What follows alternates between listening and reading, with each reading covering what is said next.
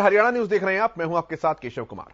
Haryana staff selection commission में एक और बड़ा फर्जीवाड़ा सामने आया है। इस बार 102 अभ्यर्थी जो हैं वो फेक यानी कि फ्रॉड पाए गए हैं।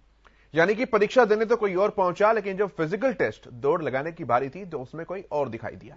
इसके बाद प्रदेश में घमासान मचा हुआ है और बहुत सारे सवाल उठ रहे हैं मौजूदा व्यवस्था और सरकारों पर कि क्या यह लापरवाही का मामला नहीं, क्या सरकार की मॉनिटरिंग एजेंसीज जो हैं वो क्या कर रही थी, वो 102 अभ्यर्थी वहां पर पहुंचे कैसे, वो कौन कौन लोग थे जो पूरी इस चयन की प्रक्रिया का हिस्सा थे, अब उन पर क्या कुछ कार्रवाई की जाएगी और पूरी जानकारी सरकार और व्यवस्थाएं प्रशासन आखिरकार कब देगा और जो भर्ती परीक्षा में देरी होगी उसका जिम्मेदार कौन होगा। बात करेंगे इन सब मुद्दों के ऊपर, लेकिन उससे पहले रिपोर्ट आप देखिए।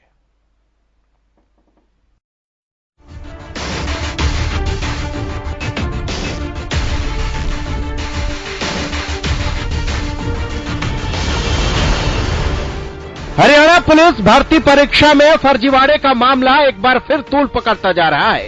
एक तरफ जहां हरियाणा कर्मचारी चयन आयोग पुरुष सिपाही की भर्ती प्रक्रिया को पूरा करने में लगा है, तो वहीं दूसरी तरफ एक के बाद एक सामने आते धांधली के खुलासे चयन प्रक्रिया पर सवाल खड़े कर रहे हैं। आपको बता दें कि 5500 पुरुष सिपाही की भर्ती में अब तक करीब 102 फर्जी उम्मीदवार पकड़े गए हैं।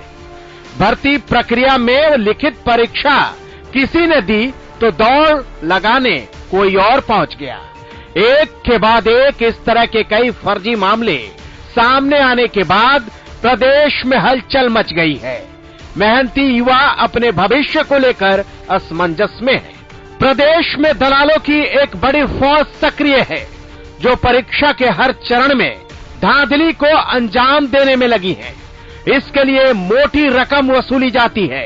परीक्षा से लेकर फिजिकल टेस्ट तक हर चरण में पास करवाने का सौदा लाखों में होता है।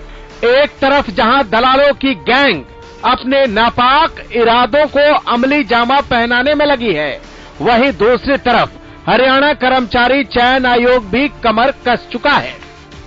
दलालों को अब भी बख्शा नहीं जाएगा।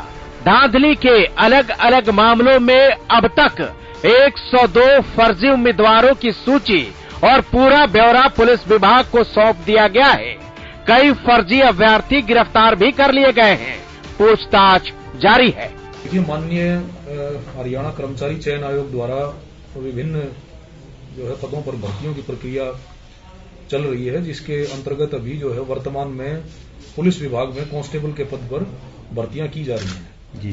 और जिसका जो है फिजिकल टेस्ट के दौरान माननीय आयोग के संज्ञान में कुछ ऐसे मामले आए जिसमें जो है कैंडिडेट्स की जगह दूसरे लोग इंपर्सनेट करके उसमें प्रयासरत हैं कि उनकी जगह दूसरे लोग जो है टेस्ट में और मापतोल में जो है खड़े होकर इंपर्सनेट करें।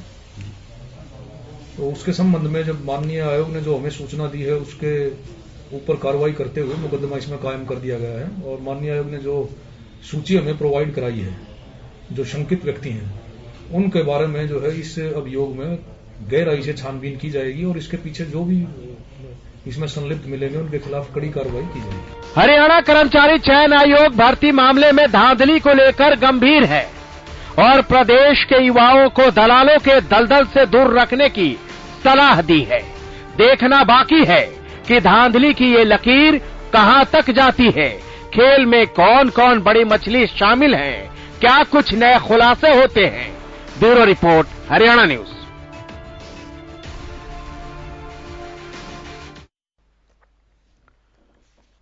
तो अब देखना होगा कि आखिर कौन कौन लोग इस पूरे चेन के अंदर शामिल हैं और सरकार की नाक के नीचे इस तरह की धांधली चल पा रही है तो आखिर कौन कौन वो लोग हैं जिसकी शह के नीचे, जिसके चलते हुए, जिनके सहयोग से ये पूरी चयन प्रक्रिया चलती है। जो पैनल मेरे साथ जुड़ा है उनका परिचय मैं आपसे करा दूं। वरिष्ठ पत्रकार अमित नेहरा जी मेरे साथ हैं। रिटायर्ड एसपी महाराज सिंह जी मेरे साथ स्टूडियो में मौजूद हैं। प्रवीण अत्रे जी भारतीय जनता पार्टी के प्रवक्ता हमारे साथ होंगे। विजय कौशिक जी कांग्रेस के प्रवक्ता हमारे साथ हैं और अजय गुलिया जी जेजेपी के प्रवक्ता हमारे साथ हैं। आप सभी का बहुत स्वागत है हरियाणा न्यूज पर। प्रवीण अत्रे जी, सबसे पहला सवाल तो आपसे बनता है सर, सरकार की नाक के नीचे क्या कुछ चल रहा है सर? ये देखिए, ऐसा है केशव, सरकार की नाक के नीचे ना कहीं तो ज्यादा उचित होगा। उसका कारण ये है कि जो मामले, जैसे आपने अपने शुरुआती पैकेज में भी जिक्र किया कि कुछ दलाल और कुछ दलालों के गैंग सक्रिय है, वो चाहते हैं कि जिस तरह की व्यवस्था पहले चल रही थी, इस तरह की व्यवस्था को सुचारू रखा जाए और वो दलाल इस तरह की धांधली करके लोगों को पुलिस के अंदर भर्ती करवा सके। लेकिन यहाँ पे हरियाणा कर्मचारी चयन आयोग ने उन दलालों के इस स्वप्न को तोड़ दिया और ये जो आपने जैसे शुरुआती पैकेज में जिक्र किया 102 मामले जो पकड़े गए हैं, इनको पकड़ा भी हरियाणा कर्मचारी चयन आयोग ने ही।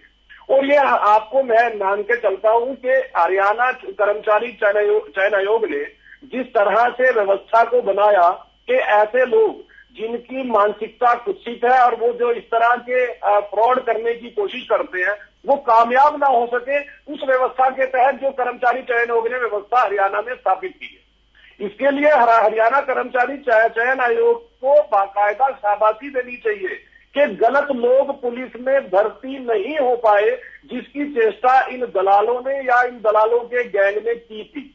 अभी तो 102 मामले सामने आए हैं केशव जी, जैसे फिजिकल जो मेजरमेंट टेस्ट चल रहा है, उम्मीद करते हैं कुछ और मामले भी सामने आएंगे। हालांकि देखिए, जैसे ही ये खबर साया हुई, जैसे ही आप जैसे जो जागरूक चैनल या यूं कहिए जो बहुत एक्टिव रहते हैं इस तरह की खबरों के लिए, उस पर जब इस विषय की चर्चा होनी शुरू हुई, जहां प्रतिदिन फिजिकल जो मेजरमेंट टेस्ट है उसमें 10 से लेकर 15 तक इस तरह के लोग पकड़े जा रहे थे, तुरंत उसमें गिरावट, एक ही दिन में गिरावट दर्ज की गई। मतलब जो ये इस तरह के भ्रष्ट लोग हैं, जैसे उनको पता लगा कि सरकार ने ऐसी व्यवस्था बना रखी है कि आपकी ये जो कारगुजारी है कामयाब नहीं हो सकती, तो उन्होंने अपने मेजरमेंट टेस्ट में आने से इनकार किया, या यूं कहिए कि वो मेजरमेंट टेस्ट में नहीं आए, वरना और ज्यादा पकड़े जाते। प्रवीण जी, कुछ चीजें ऐसी होती हैं सर जहां पर जीरो एरर चाहिए होता है। रिक्रूटमेंट भी चाहे वो किसी भी डिपार्टमेंट की किसी भी पद की हो, वो भी इसी कैटेगरी के अंदर आती है जहां पर जीरो एरर की उम्मीद रखी जाती है सर। अब चयन प्रक्रिया कितनी ज्यादा पोस्टपोन होगी सर, तो वो कैंडिडेट जो कि कब से इंतजार कर रहा है, तैयारी कर रहा है, उसका जिम्मेदार कौन होगा? आपकी उपलब्धि तो सर जब मानी जाती ना, जब चयन प्रक्रिया शुरू होने से पहले दलालों का पर्दाफाश हो। अब पुलिस के सामने जब घुसपैठ हो गई तो पुलिस का फेल्योर है ना सर, बाद में तो कार्रवाई करनी पड़ेगी। नहीं केशव जी, देखिए आप थोड़ा सा जल्दबाजी कर रहे हैं। ये कहने जो पुलिस की भर्ती प्रक्रिया है उस पर आप एक नजर जरा अगर ध्यान से देंगे, जब जो पहला रिटन टेस्ट होता है, हरियाणा कर्मचारी चयन आयोग ने बाकायदा एक शुरुआती व्यवस्था जो बनाई, जो पहले व्यवस्था नहीं होती थी, वो है बायोमेट्रिक की, सीसीटीवी कैमरा। बायोमेट्रिक की व्यवस्था एक नई व्यवस्था थी। जब कोई भी अभ्यर्थी आता है, रिटन टेस्ट के लिए आता है, उसके बाकायदा बायोमेट्रिक होता है, उसके जो उंगलियों के निशान लिए जाते हैं। अब उसके उंगलियों के निशानों का मिलान कब होगा? जब वो सेकंड टाइम में अपने फिजिकल स्क्रीनिंग टेस्ट के लिए आया, जब उसके डॉक्यूमेंट वगैरह चेक हो रहे हैं, जब उसका भार तोल वगैरह चेक हो रहा है, जब उसकी हाइट वगैरह चेक हो रही है, जब इस तरह का मिलान होगा तो पता लगेगा कि जो लोग इस तरह के फर्जीवाड़े की करने की कोशिश कर रहे थे वो लोग पकड़े जाते हैं। नंबर 1। नंबर 2, मैं इस बात से आपकी पूर्णतः सहमत हूं कि जब किसी भर्ती का मामला हो तो इस तरह के जो प्रयास है वो प्रयास पहले स्तर से ही ना हो, लेकिन वो व्यवस्था धीरे धीरे जिस तरह से भारतीय जनता पार्टी सरकार ने व्यवस्था बनाई है, आप देख रहे हैं लगातार, जैसे पुलिस भर्ती का मामला पहले था, पेपर लीक हुआ, तुरंत कार्रवाई होनी शुरू हुई और कहां से जाके पकड़ा, जहां से पेपर छप रहा था, और उसके अंदर कितने लोगों को गिरफ्तारी हुई, ये चीजें भी है, क्योंकि यहाँ पकड़ सरकार रही है। वरना केशव जी हालात तो ये थे कि कुछ भी होता रहे, कान और आंख बंद रखी जाती थी, कोई पकड़ने की कोशिश भी नहीं करता था और भर्तियों में धांधली होती थी। लेकिन वर्तमान सरकार इस तरह के एक भी प्रयास को सफल नहीं होने दे रही है। हमें इस बात में विचार और चर्चा करनी चाहिए। ठीक है, मैं महाराज सिंह जी आपके पास आता हूं पहले, फिर मैं कौशिक साहब के पास आऊंगा। क्या बिना अधिकारियों की मिली भगत के ये सब संभव है? क्योंकि दलाल पैसा अगर लेगा तो सर देगा किसे? उसी सरकार के आदमी को देगा ना, जो कि सिस्टम का पार्ट है।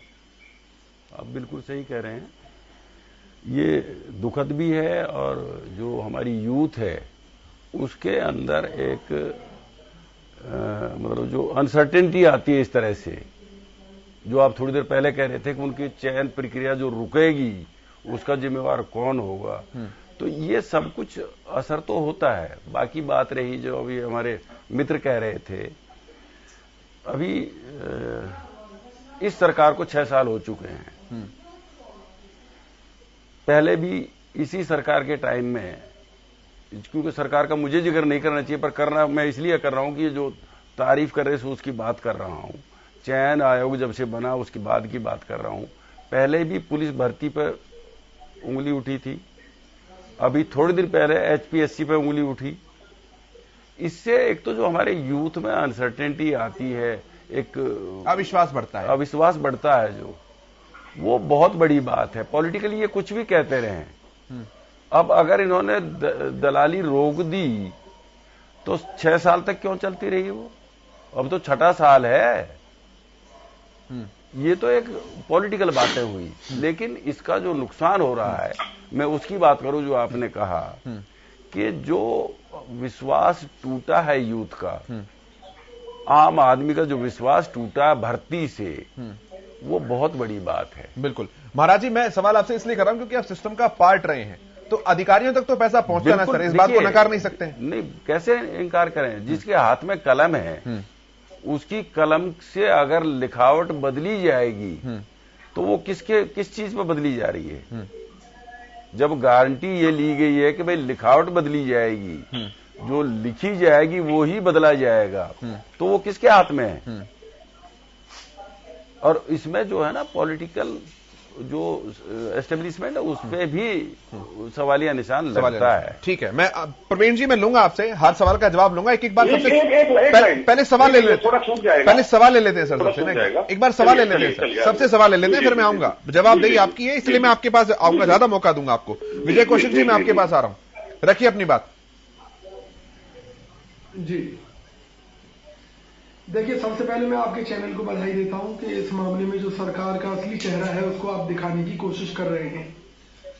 जहां तक बात विश्वास की है, महाराज सिंह गुर्जर जो हमारे साथ में रिटायर्ड पुलिस अधिकारी बैठे हुए हैं, इन्होंने बिल्कुल सही कहा है कि विश्वास खत्म हो गया है युवाओं का, और जब विश्वास खत्म होता है युवाओं का तो वो गलत रास्ते का चयन करते हैं, गलत रास्ते पर आगे बढ़ते हैं। और मैं ये कहता हूं, देश के एक आम नागरिक होने के नाते हमारा विश्वास इस बात से भी खत्म हो गया है कि जो हमारे माननीय मोदी जी हैं, जिनका सीना बताया जाता है कि 56 इंची है, मुझे लगता है ये केवल झूठ है और जुमला है। जिस तरह से पुलिस भर्ती चल रही है उनकी भी पोल खुल जाएगी। ये जो भ्रष्टाचार है न केवल भर्तियों में चल रहा है, हर चीज में चल रहा है। कहीं सड़क बनाने के नाम पर, कहीं किसी नाम पर। फरीदाबाद नगर निगम में कई सौ करोड़ के घोटाले। कौशिक साहब वो कह रहे हैं ना कि हमने ट्रांसपेरेंसी को बढ़ाया है, हमने चीजों को ऑनलाइन किया है। घोटाले हो चुके हैं। कौशिक साहब वो कह रहे हैं ना कि हमने ट्रांसपेरेंसी को बढ़ाया है, ऑनलाइन किया है, बायोमेट्रिक चीजें लगाई। तो अगर पिछली सरकारों के साथ तुलना करें सर, तो उसका जवाब आप दीजिए उन्हें।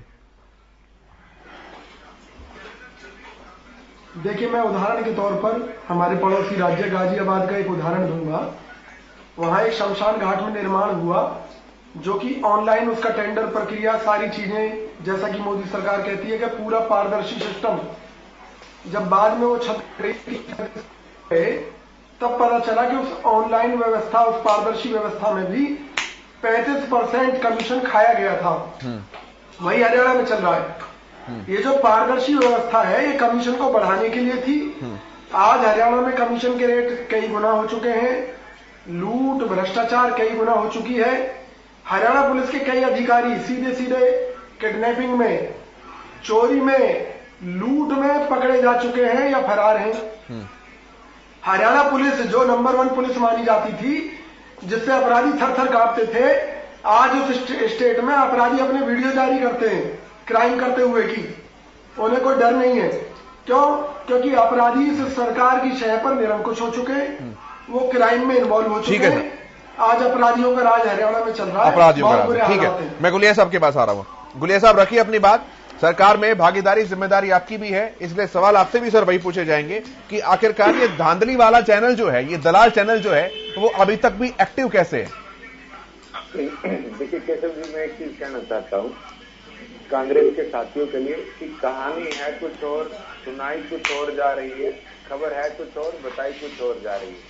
क्योंकि कांग्रेस के साथियों को एक चीज सोचनी चाहिए कि अगर ये चीज ना पकड़ी जाती और सतर्क ना होते, पुलिस प्रशासन सतर्क ना होता या विभाग सतर्क ना होता या जो चयन करने वाला विभाग है वो सतर्क ना होता, तो क्या ये लोग पकड़े जाते? देखिए स्क्रूटनी एक शब्द होता है कि कोई भी आदमी अपनी जानकारी देता है, एफिडेविट देता है, उसके आधार पे वो पेपर दे सकता है, लेकिन उसके नीचे लिखा होता है कि बिल्कुल आपकी जो आपके द्वारा जो जानकारी दी गई है इसकी जांच होगी, इसको जांचा परखा जाएगा और ये सही मिलेगी तभी आप इस भर्ती के लिए योग्य हैं, अन्यथा आपके ऊपर कार्रवाई होगी। ये उसके अंदर लिखा जाता है। ये आज का नहीं है, ये पहले भी किसी सरकारों में भर्ती हुई या उससे पहले की किसी सरकारों में भर्ती, तो ये चीज मेंशन होती है उसके नीचे कि आपके द्वारा उपलब्ध कराई जानकारी बिल्कुल सही है। अगर उसमें कोई गलती पाई जाती है तो आपके ऊपर कानूनन कार्रवाई भी होगी और आपको इस प्रक्रिया से हटा दिया जाएगा, आपको चयन के लिए योग्य नहीं माना जाएगा। वही चीजें फॉलो हुई, लोगों ने गलत जानकारी जिसने दी उनके ऊपर कार्रवाई हुई, आयोग ने भी आई कार्रवाई करी, सिफारिश करी और पुलिस प्रशासन ने अपना काम करके उनके ऊपर कार्रवाई करी। हाँ, मैं ये जरूर मानता हूँ, देखिए prevention is better than cure, हम एक बात मान करके चलते हैं कि इसको और ऐसे बेहतर किया जाए कि इस प्रकार की सोच कोई रखे ना। लेकिन देखिए ये सीआरपीसी आईपीसी किस लिए है? अगर सब कुछ ठीक होने के बाद भी कोई क्राइम करता है, कोई इस प्रकार की गलत गतिविधियों में सम्मिलित पाया जाता है तो उसके ऊपर उस धारा के तहत कार्रवाई होगी। ये धारा है, ये सीआरपीसी आईपीसी किस लिए है? ये इसीलिए है। लेकिन कुछ लोग बाज नहीं आते, वो कोई भी किसी भी प्रकार के लोग हो सकते हैं, लेकिन सरकार की तरफ से कोई कोताही नहीं बरती गई, इनके ऊपर कार्रवाई हुई, इनको पकड़ा गया, इनको स्क्रूटनी में पकड़ा गया। आप स्क्रूटनी शब्द का अर्थ समझें और जो उस फार्म के नीचे लिखा होता है उसका अर्थ समझें। वो क्या लिखा होता है कि जानकारी सही होनी चाहिए, गलत होगी तो आपके ऊपर कार्रवाई होगी। ठीक है सर, उसी के साथ कार्रवाई हुई। ठीक है सर, ठीक है सर। मैं नेहरा साहब के पास आ रहा हूं। अमित नेहरा जी, वो कह रहे हैं कि स्क्रूटनी शब्द जो है उसमें पकड़ा गया और पकड़े गए हैं, इसका मतलब सरकार और व्यवस्थाएं जो है वो मुस्तैद है, घोटाला और फर्जीवाड़ा होने से बचाया गया है, ऐसा कहा जा रहा है। आप क्या मानते हैं?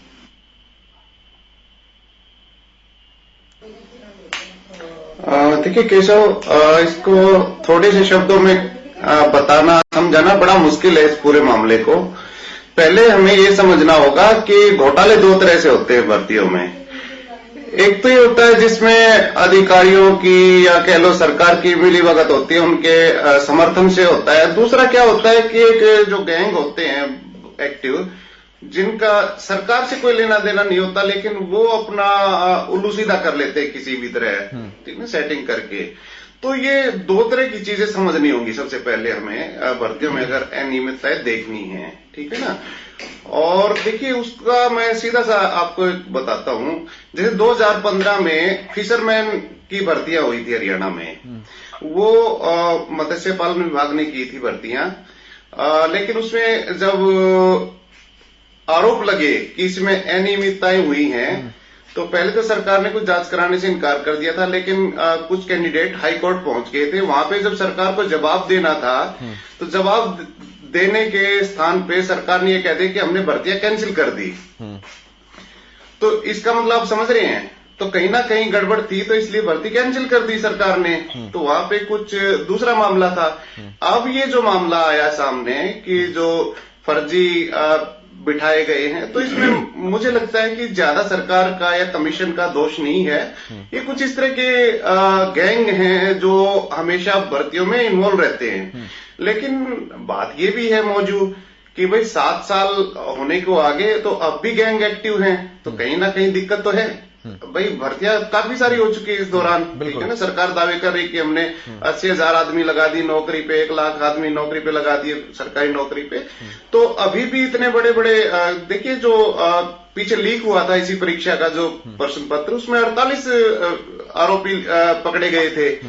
तो इसका मतलब दिक्कत तो अभी भी है। दिक्कत है, बिल्कुल। दूसरी बात ये है कि एक ये भी समझना जरूरी होगा कि पूरी तरह रोक लगाना भी मुश्किल है इन चीजों पे। ये चीजें चलती रहेंगी, लेकिन इन पे चेक होना जरूरी है।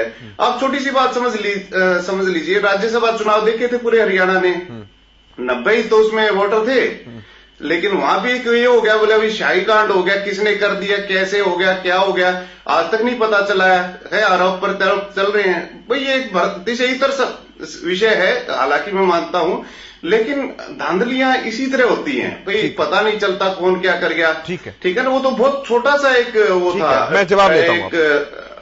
आप समझ रहे हो ना, 90 आदमियों में हाँ, तो अब और सुनिए, देखिए पिछले जो 6 महीने गुजरे हैं नौकरियों में, और जो कमीशन है, हालांकि ये 96, 97 में शायद कमीशन बना दिया था, इससे पहले बोर्ड होता था ये HSS बोर्ड, है ना। तो अब कमीशन है, कमीशन एक इंडिपेंडेंट बॉडी हो गया एक तरह से। उस पे सरकार ये नहीं कह सकती कि सीधा दखल है हमारा, तो उसके सदस्य होते हैं, उसका चेयरमैन होता है।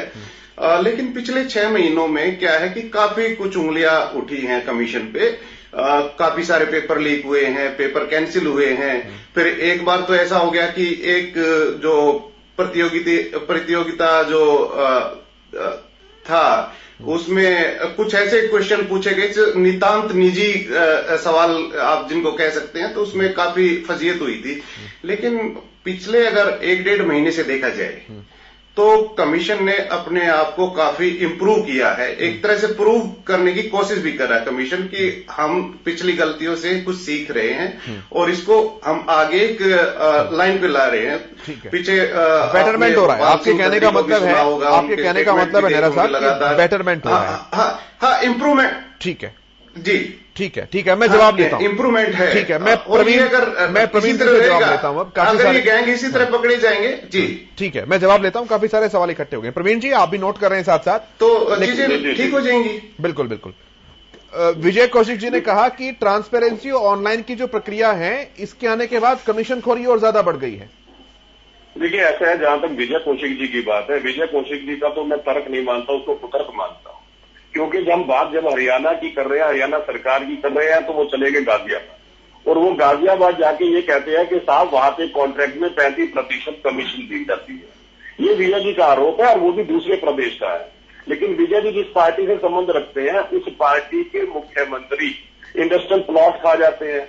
उस पार्टी के शीर्ष नेता एक हफ्ते में 65 करोड़ रुपए की जमीन बेच के टैक्स की धांधली कर लेते हैं। उस पार्टी के नेता मानेसर में 900 एकड़ किसानों की जमीन खा जाते हैं, क्योंकि वो बिल्डरों को रिलीज कर देते हैं। उस पार्टी के नेता 3000 एकड़ किसानों की उपजाऊ धरती जो है SEZ के नाम पे रिलायंस को दे देते हैं। इसलिए मैं उस तरफ में जाऊंगा तो बहस बहुत लंबी हो जाएगी, क्योंकि उन्होंने कहा कि देखिए जी, प्रदेश के अंदर अपराधियों का राज है। हाँ, मुझे एक बात बताइए, आपकी जब सरकार थी 2004 से 2014, अगर आप नेशनल क्राइम रिपोर्ट ब्यूरो के आंकड़ों को एक बार नजर मार लेंगे ना विजय जी, समझ में आ जाएगा। ओवरऑल क्राइम में 555% की वृद्धि थी, ये आंकड़े बताते हैं।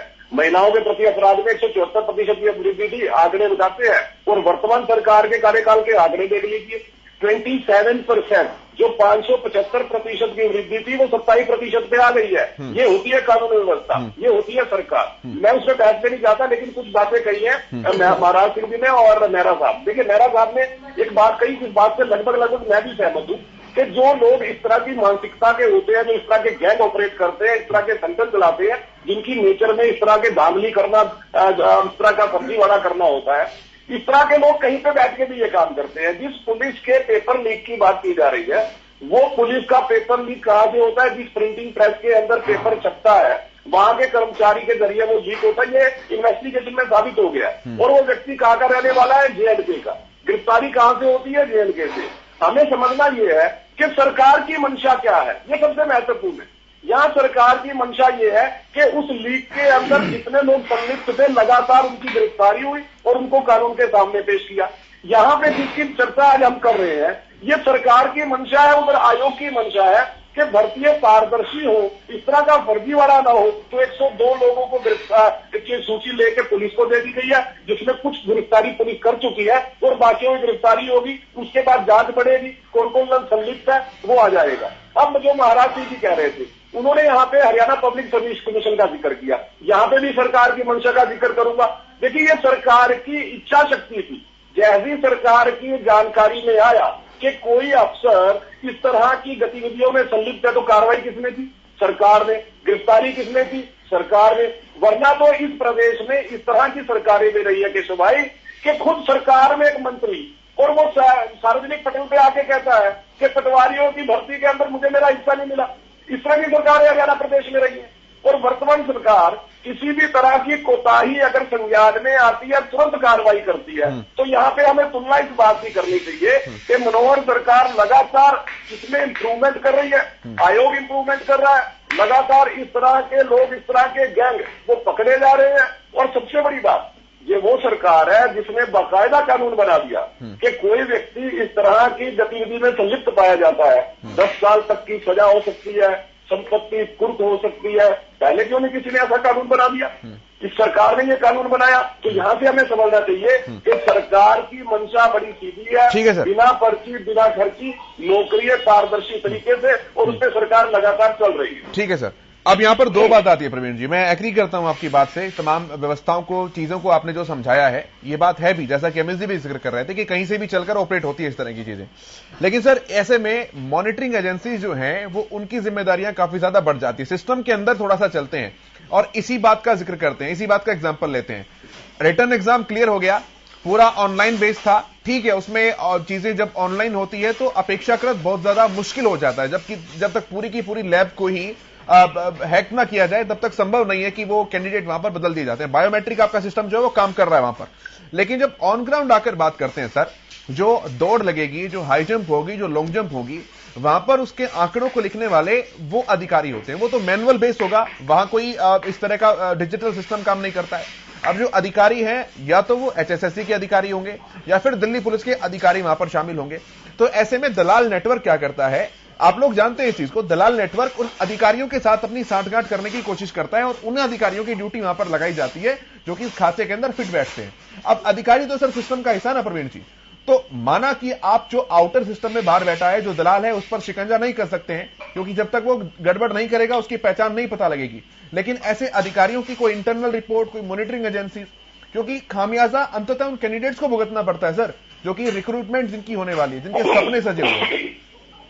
मैं आपकी बात कैसे भी सुन लिया जी, बिल्कुल। आप ये कहना चाह रहे हैं कि जब फिजिकल टेस्ट होता है तो अधिकारी मिली भगत करके, हाँ, अधिकारियों की मिली भगत मेरा सवाल है, बिल्कुल मैं समझ गया।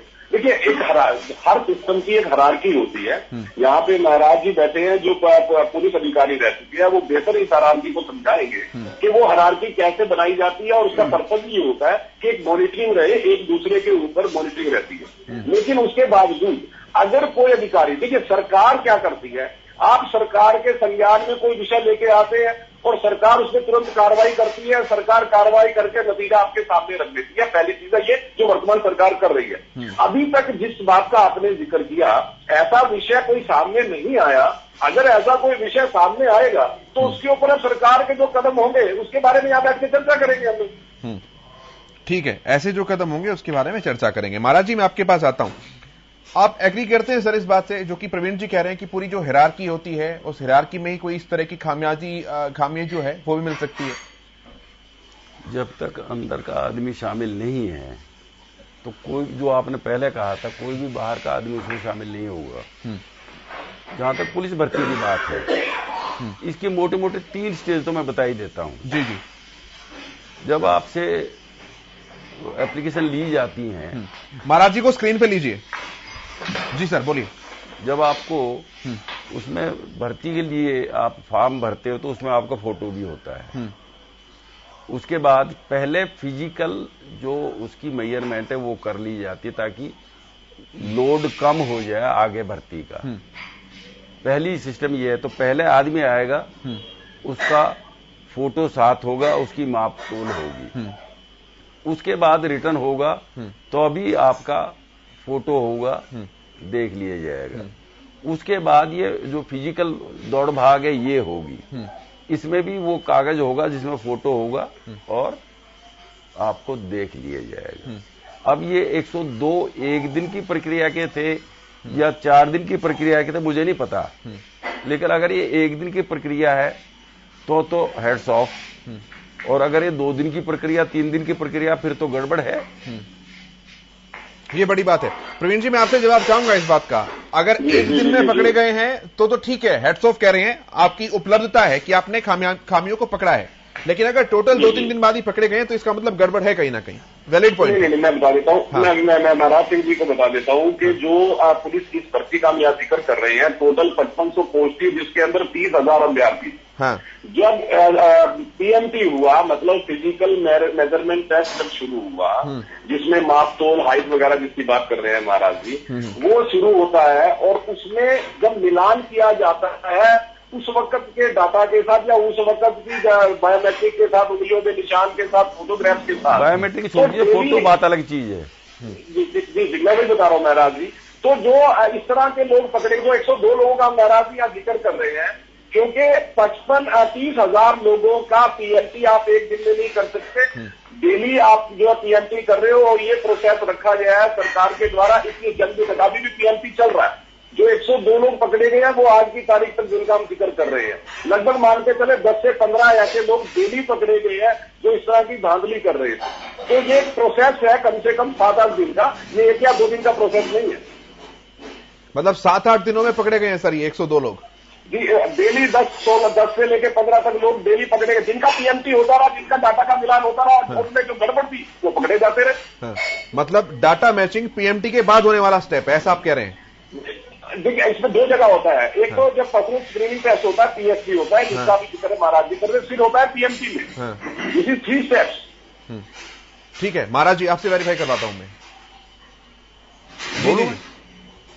मैं ये बोल रहा था, अगर एक दिन में ही पकड़े जाते तो बात अलग थी, लेकिन जिसको जैसे वो 7-8 दिन बता रहे हैं, 7-8 दिन का मतलब ये है कि जब बात लीक हुई तो पकड़ना शुरू किया उनको, और नहीं वो कामयाबी तो हो ही चुकी थी। अगर नहीं महाराज जी समझिए, नहीं महाराज जी दोबारा क्लियर करता हूँ, आप थोड़ा दोबारा समझिए।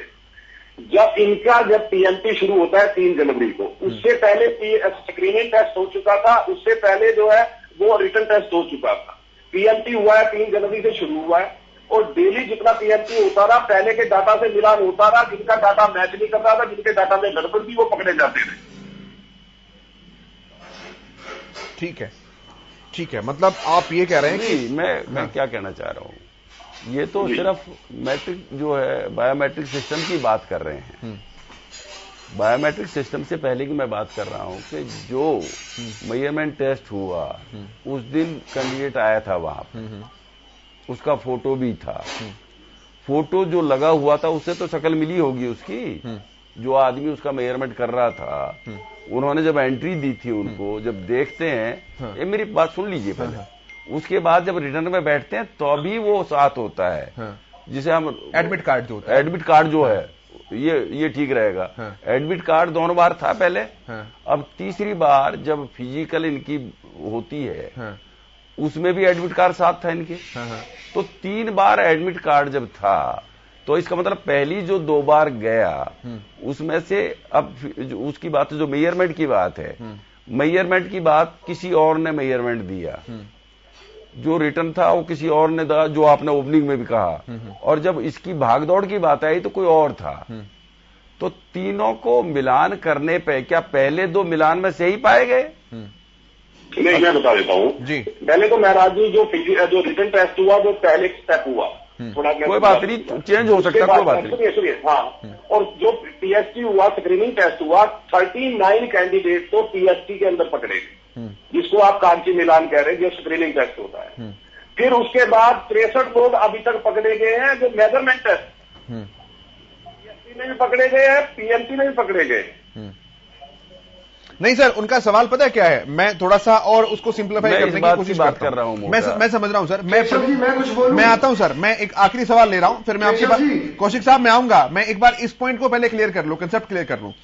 प्रवीण जी वो ये कह रहे हैं कि एक कैंडिडेट है जिसका नाम ए है, हम कुछ भी मान लेते हैं, उसका एडमिट कार्ड है और उसके ऊपर उसकी ऑथेंटिक फोटो लगी हुई है, उसने अपना रिटर्न एग्जाम दिया है और हम ये मान रहे हैं कि उसने ऑथेंटिसिटी के साथ दिया है, वो वही आदमी है।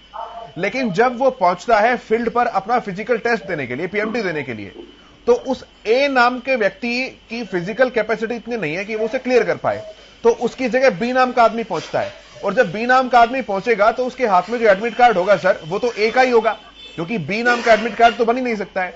तो एडमिट कार्ड पर फोटो ए का लगा हुआ है और पीएमटी देने के लिए बी आदमी आया है, तो ये तो चुटकियों का खेल है उसे पकड़ना। इसमें 7 दिन कैसे लग गए? नहीं, आप देखिए, जब फिजिकल रिटर्न टेस्ट हुआ इनिशियली रिटर्न टेस्ट के ऊपर एडमिट कार्ड के ऊपर फोटो चिपका करना, आप जानते हैं हमारे यहाँ तो ऐसे लोग हैं जो पासपोर्ट की फोटो बदलते हैं, एक फोटो तो ठीक है ना, वो करते हैं पासपोर्ट की, एक फोटो तो बोर्ड के पास भी है। तो सर एक डेटाबेस तो आपके पास भी है ना सर, डेटाबेस तो एचएसएससी के पास भी है। केशव जी वो डाटाबेस तैयार ही तब हुआ, आपके पास फिंगरप्रिंट जो है जो सबसे बड़ा जरिया है वो कब आए, जब वो अपना रिटर्न एग्जाम देने के लिए एग्जामिनेशन सेंटर पहुंचे, तब आपके पास उससे बायोमेट्रिक्स आ गए, जो सबसे बड़ा जरिया है। उस सीसीटीवी कैमरा आयोग ने लगा रखे हैं, वहां पे उनकी जो पेपर देने पहुंचा उसकी फोटो आ गई। अब जब उसकी पीएमटी की अगर हम बात करते हैं, जब पीएमटी पे दूसरा आदमी आया और उस दूसरे आदमी की फोटोग्राफ को मैच किया गया जो सीसीटीवी कैमरा रिटर्न के तहत जो सीसीटीवी कैमरा की फोटो थी, और उसके बायोमेट्रिक्स को मैच किया गया जो रिटर्न के टाइम पे बायोमेट्रिक्स थी। दोनों सेंटर में हुए थे क्या एग्जाम? सारे एग्जाम एक ही सेंटर में हुए थे क्या? जो पीएमटी हो रहा है वो पंचकुला के अंदर साउथ देवीलाल स्टेडियम में हो रहा है। पीएमटी जो है जो मेजरमेंट टेस्ट है, इसीलिए वो 30,000 लोगों का पीएमटी 3 जनवरी से लेकर 21 जनवरी तक का उसका शेड्यूल बनाया गया। ठीक है, मैं आता हूं, मैं अब कौशिक साहब के पास आता हूं। कौशिक साहब रखिए अपनी बात, फिर मैं गुलिया जी के पास आऊंगा, नेहरा जी के पास आऊंगा। विजय जी देखिए, मैं ये कहना चाहता हूं, महाराज सिंह जी ने बहुत सारी परिस्थितियां क्लियर कर दी हैं। जब तक हरियाणा सरकार का इशारा ना हो या जो भी मौजूदा कोई भी किसी भी राज्य में सत्ताधारी दल उस बात में साझेदार ना हो, तब तक किसी अफसर की हिम्मत नहीं है कि कहीं इस तरह की धांधली हो जाए। इसमें कोई शक नहीं है, धांधलेबाजी हुई है, ना केवल एक परीक्षा में हुई है। इस सरकार के अंदर कौन सी ऐसी परीक्षा है जिसमें धांधलेबाजी नहीं हुई? ये सारा मामला ऐसा ही है जैसे कोरोना के दौरान शराब के ठेकों की दीवारें तोड़ दी गई, सरकारी गोडाउनों से शराब चुराकर बेच दी गई और सरकार ने जांच के नाम पर जांच एजेंसी बिठा दी जिसकी आज तक जांच का पता ही नहीं है हरियाणा के लोगों को कि करोड़ों अरबों रुपए की शराब कैसे मार्केट में आकर बिक गई, जो कि सरकार ने जब्त की थी। तो इसी तरीके से जब कोई बात लीक होती है, सरकार को लगता है कि इनका भ्रष्टाचार उजागर होने वाला है, तो ये कार्रवाई के नाम पर नौटंकी शुरू कर देते हैं। ये बताएं आज तक इन्होंने कितने भ्रष्टाचारियों को जो है जेल पहुंचाया है, कितने भ्रष्टाचारियों को सजा कराई है, क्योंकि भ्रष्टाचार तो ये लोग खुद फैला रहे हैं। ईमानदारी के नाम पर इनके राज में रिश्वत के रेट बढ़ गए, हर काम के रेट बढ़ गए।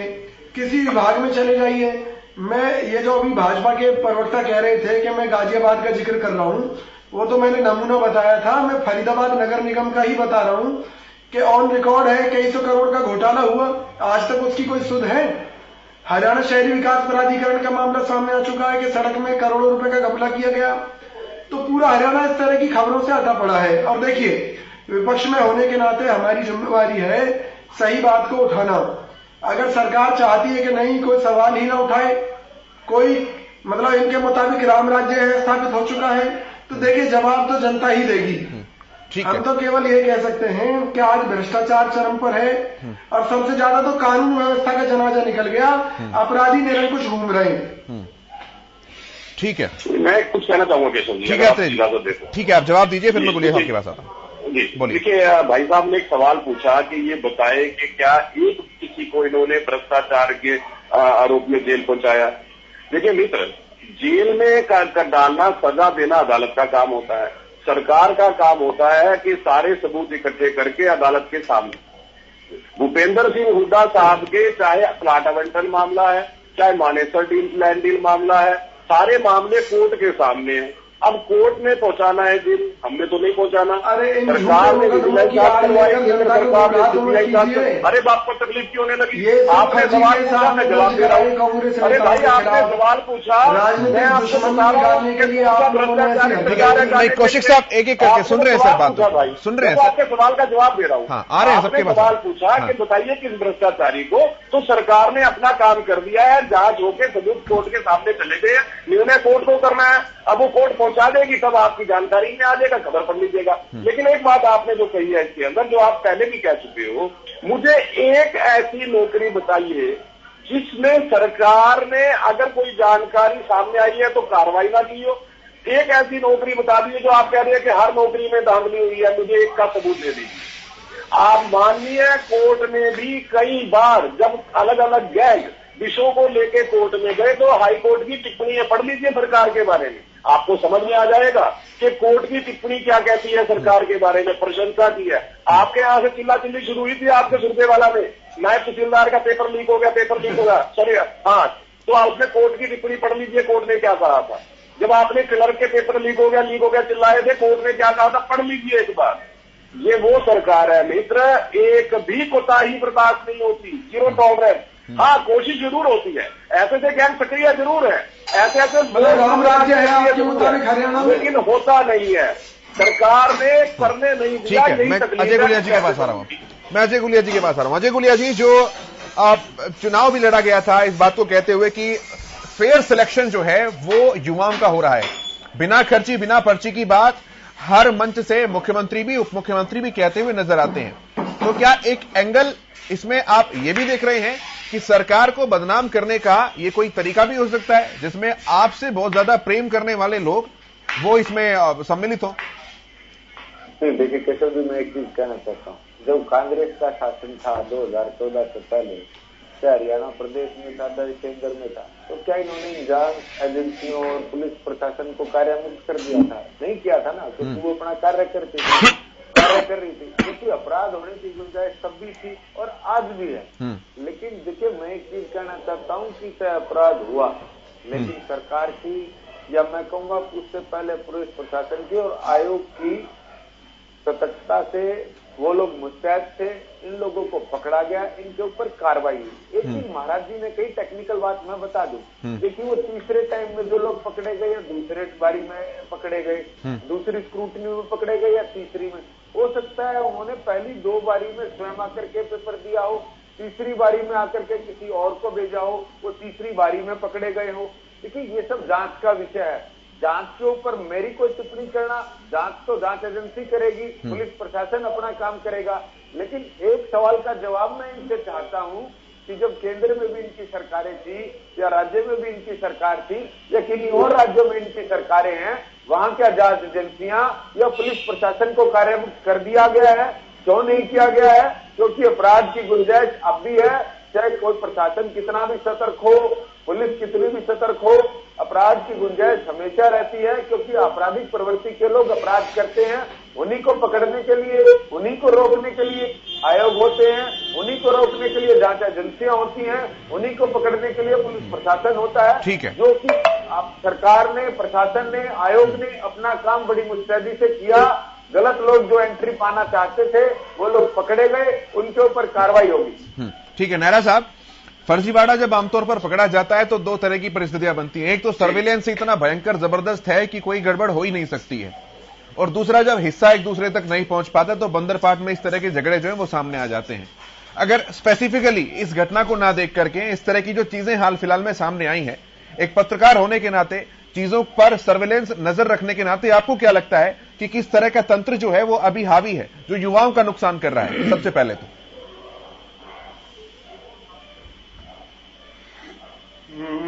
केशव, सबसे पहले तो मैं आपके उस सवाल का जवाब देना चाहूंगा जो आपने इस सेकंड राउंड में शुरू किया था। आपने ये पूछा था कि कैंडिडेट अगर सही है, मान लिया उसकी आइडेंटिफिकेशन सही है और जेन्युइन है, और जो फिजिकल मेजरमेंट है, उसके जो दौड़ है, कूद है, जो भी है, उसमें अगर कोई गड़बड़ी करे अधिकारी, तो उस पे क्या वो क्रॉस चेक किया जा सकता है? शायद आपका सवाल ये था मेरे ख्याल से पहला। जो कुछ ऐसा ही है ना।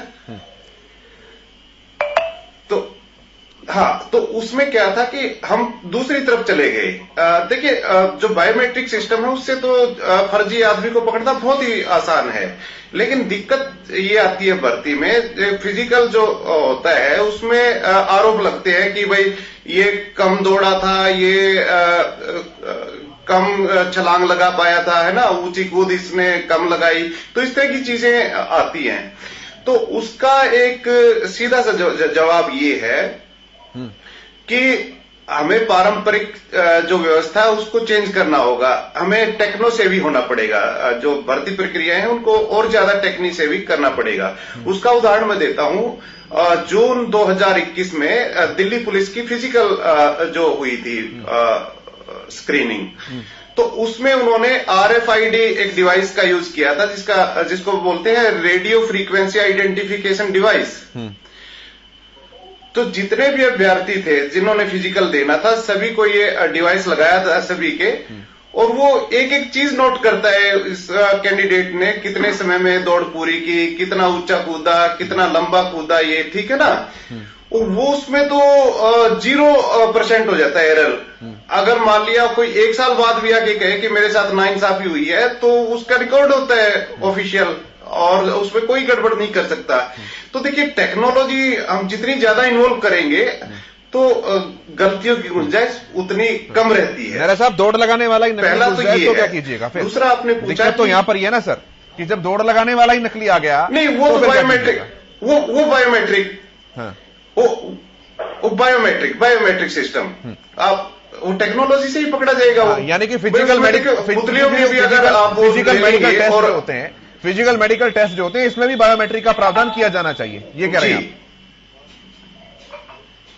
हाँ बिल्कुल, बायोमेट्रिक तो है ही भाई। उसमें आंखों की पुतलियों के आप फोटो ले सकते हैं और उंगलियों के निशान ले सकते हैं, बाकी बचा क्या फिर? चेहरे का रिकॉग्निशन तो हो ही जाता है वहां पे। अगर मान लिया टेक्नोलॉजी जितनी आप इन्वॉल्व करेंगे तो गुंजाइश उतनी कम। इंपॉर्टेंट बात आपने कही है नेहरा साहब। मैं एक बार इस पॉइंट के ऊपर डिस्कशन करता हूं, और प्रवीण जी मैं आपके पास आता हूं। क्या बहुत ज्यादा मुश्किल है फिजिकल टेस्ट जो होते हैं उस पर भी बायोमेट्रिक टेस्ट को अप्लाई करना, आइरिस स्कैन, रेटिना स्कैन वगैरह को एक्टिव करना? और अगर है तो फिर भी कैसे? नहीं, देखिए, जो नेहरा जी ने बात कही है टेक्नोलॉजी की, वो बिल्कुल सही बात कही है। और जिस RFID का नेहरा जी जिक्र कर रहे हैं, हरियाणा के अंदर पुलिस भर्तियों में RFID का उपयोग हुआ। आपको याद होगा, अमित जी को मैं एड्रेस करके बात कह रहा हूं, अमित जी लगभग 2015 में पुलिस भर्ती हुई थी, जिसमें पहली बार हरियाणा में RFID का उपयोग हुआ। लेकिन विपक्ष ने वहां पे भी आलोचना करने से बाज नहीं आया था। विपक्ष ने RFID के ऊपर सवाल उठाने शुरू कर दिए थे। दूसरी बात जो आपने पूछा था केशव जी, कि जब हाइट वगैरह की पैमाइश होती है तो अधिकारी गड़बड़, वीडियोग्राफी का प्रावधान आयोग ने इसके लिए किया हुआ है। बाकायदा वीडियोग्राफी होती है उनमें, कि अगर कोई अधिकारी इस तरह की कोई गड़बड़ करना भी चाहे तो वो कर ना सके। मैं बिल्कुल सहमत हूं नाराज जी की बात से कि टेक्नोलॉजी जो है वो बहुत बड़ी सहायक होती है, जिसका उपयोग यहाँ पे आयोग ने बाकायदा उसका प्रावधान किया हुआ है। हाँ। इसीलिए मैं ये दावा कर रहा हूँ कि सरकार इतनी सचेत है कि इस तरह की कोई धांधली ना हो। लेकिन एक बात प्रवीण जी, वीडियोग्राफी जो है वो बहुत एक जीरो एरर वाला सोल्यूशन नहीं कह सकते हैं सर आप उसे। वीडियोग्राफी तो लाइसेंस बनाने के दौरान भी होती है, लोग घर बैठे लाइसेंस बना लेते हैं सर। नहीं, देखिए ऐसा है कि वीडियोग्राफी का जब कोई हाइट मेजरमेंट की बात होती है, देखिए दौड़ के अंदर तो वीडियोग्राफी में आपके सवाल से सहमत हूं, इसलिए वहां पे RFID जिसकी बात नेहरा जी ने कही है, हाँ। उसके लिए RFID है जिसका हरियाणा के अंदर हुआ है। क्वेश्चन क्या है भाई, रिटर्न टेस्ट के दौरान आप लोगों ने बायोमेट्रिक ली, बिल्कुल ऑथेंटिक हो गया कि कैंडिडेट वही है, कोई दिक्कत नहीं है। क्या वही उसका बायोमेट्रिक टेस्ट जो है वो फिजिकल के दौरान नहीं किया जा सकता क्या? सवाल ये है। तभी तो लोग पकड़े गए। हाँ, तभी तो लोग अगर ये नहीं होते तो यानी कि मतलब बायोमेट्रिक टेस्ट हुआ इसलिए पकड़े गए हैं वो। क्योंकि जो स्क्रीनिंग टेस्ट है, RSC जो हुआ है, जो PSC हुआ है, वो बायोमेट्रिक जो है उसकी ऐलान किया गया, तभी तो वो पकड़े गए हैं PSC में। अब मैं जो बात कहने लगा था, जो आपने सवाल गुड़िया जी से पूछा था, क्या सरकार को बदनाम करने की कोशिश? बिल्कुल बदनाम करने की कोशिश है। आपको याद होगा एक मामला बहुत उछला, कांग्रेस वाले बड़ा उछालते हैं, PMI के आंकड़े, बेरोजगारी हरियाणा में 30% है, कभी 28% है, कभी 27%, लगातार चिल्लाचिल्ली करते हैं। जबकि CMI जो एजेंसी है वो कांग्रेस के लोगों की है, ये सबको पता है। उसके बावजूद प्रदेश की विधानसभा में बाकायदा भूपेंद्र सिंह हुड्डा हरियाणा की इकोनॉमिक सर्वे रिपोर्ट को पढ़ रहे थे और खुद वहां पे लिख पढ़ रहे थे कि हरियाणा के अंदर 6% बेरोजगारी है, वो विधानसभा में। लेकिन बाहर आके CMI के आंकड़े, तो ये वही प्रोपेगेंडा है जो बेरोजगारी के विषय में करते रहे हैं विरोधी। CMI का हवाला देके हरियाणा के, ठीक है प्रवीण जी बताते रहे। बिल्कुल, CMI अगर पहले नंबर पर हरियाणा को रखती है सर, तो दूसरे नंबर पर राजस्थान को भी तो रखती है ना, उसमें भी कांग्रेस की सरकार है। कोई बात नहीं, मैं नहीं जा रहा, मैं उसका भी जवाब देता हूँ, उसका भी जवाब दे देता हूँ।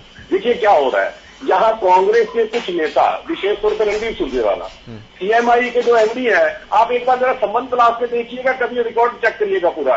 एक इजी टारगेट ढूंढने की कोशिश, एक इजी प्रोपेगेंडा करने की कोशिश, अपने भविष्य की को ढूंढने की कोशिश, अपनी राजनीतिक जमीन तलाशने की कोशिश, ये सारा खेल है जो इनके द्वारा रचा जाता है। ठीक है सर, मैं फाइनल कमेंट ले रहा हूं, अब समय की थोड़ी सी कमी है, एक फाइनल कमेंट 30-30 सेकंड में। महाराज सिंह जी, शुरुआत में आपसे कर रहा हूं, क्या लगता है फाइनल कंक्लूजन? एक मिनट, अभी इन्होंने बताया था कि 39 आदमी पहले स्क्रीनिंग में पकड़े गए थे।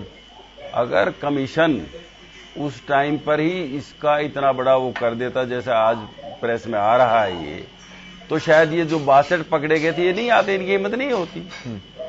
अब ये जो 62-63 जो अब आए वो कब आए? जब पहले पे एक्शन नहीं हुआ तो आए। तो ये कहना कि कमीशन जो है पूरी तरह से अलर्ट था, तो ये इन्होंने बताया 39 पहले पकड़े गए थे, उनको अगर पहले ये पब्लिश कर देते तो दोबारा वो नहीं आते। ठीक है। और फिर जो अपराधी पकड़ा जाए तो अच्छी बात है, अपराधी घर पे ना छुप के बैठ के पकड़ा जाए तो अच्छा नहीं है। नहीं अच्छा, देखिए उससे जो तो पकड़ा जाना चाहिए। ठीक है सर, मैं जल्दी आ रहा हूँ, समय की वजह से जो यूथ का विश्वास खत्म हुआ उसको कौन जिम्मेवार? सर अमित जी, यूथ ये भी देख रहा है कि सरकार पकड़ देखिए। ठीक है सर, मैं आ रहा हूँ सर, एक कमेंट है, आप समय कम पड़ जाएगा, मैं फाइनल कमेंट नहीं देता। आपका फर्ज है कि आप अपनी सरकार को डिफेंड करो, ये सही बात है। ठीक है, समय कम पड़ेगा सर, मैं फाइनल कमेंट नहीं ले पाऊंगा। फिर अमित जी 20 सेकंड केवल, जल्दी से सर, समय का थोड़ा ध्यान रखते हुए। देखिए मेरा तो वही मानना है, देखिए 2 तरह के मामले होते हैं। एक तो जिसमें खुद आयोग या सरकार सम्मिलित होती है फर्जी भर्ती में।